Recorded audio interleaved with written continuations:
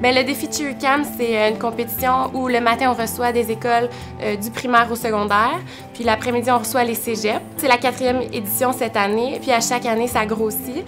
Dans le fond, au départ, c'est pour faire du financement, pour financer nos compétitions et tout ça. En fait, on a les équipes qui arrivent le matin pour le premier bloc, pour les équipes de niveau 1 à 4, et elles performent. Ensuite, elles ont un jugement de nos 4 juges et on remet des bannières aux gagnants, première place, deuxième place, troisième place. C'est quand même beaucoup d'implications. On est ici de 7 h le matin à probablement 7 h le soir. Tout le monde de l'équipe, on est bénévole.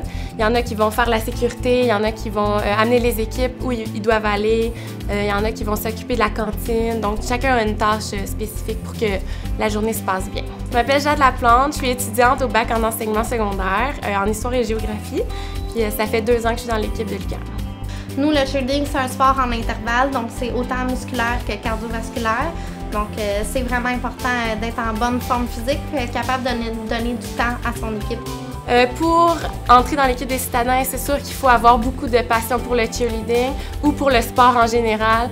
C'est un sport où, même si tu es blessé, tu continues, tu donnes tout ce que tu as. La première université québécoise à se classer pour ça. Donc, on est très excités.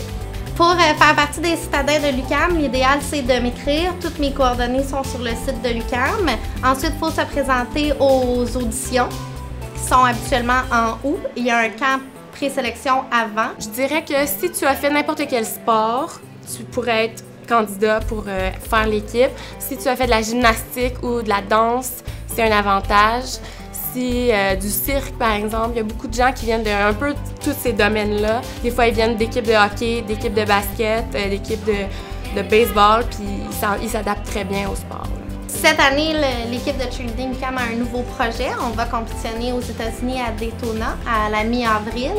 Donc, on compétitionne au championnat de NCAA. C'est le plus gros championnat universitaire américain. Donc, c'est chaque champion de son État va représenter pour gagner un titre. Et on est la première université québécoise à se classer pour ça. Donc, on est très excités.